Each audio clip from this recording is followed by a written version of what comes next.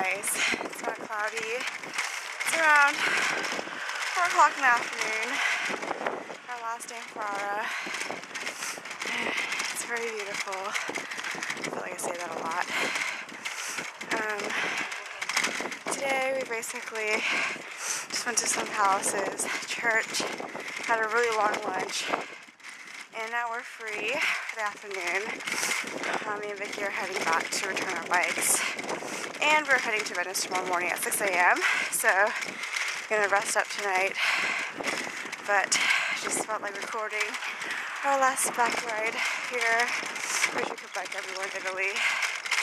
Hope you enjoyed my commentary.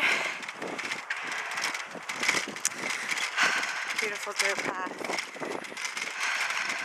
Probably went crazy holding this camera while I'm biking. But I just want to say I miss everybody back home. And feels like spring. Finally winter's over and it's warm. Alrighty, it's getting bumpy.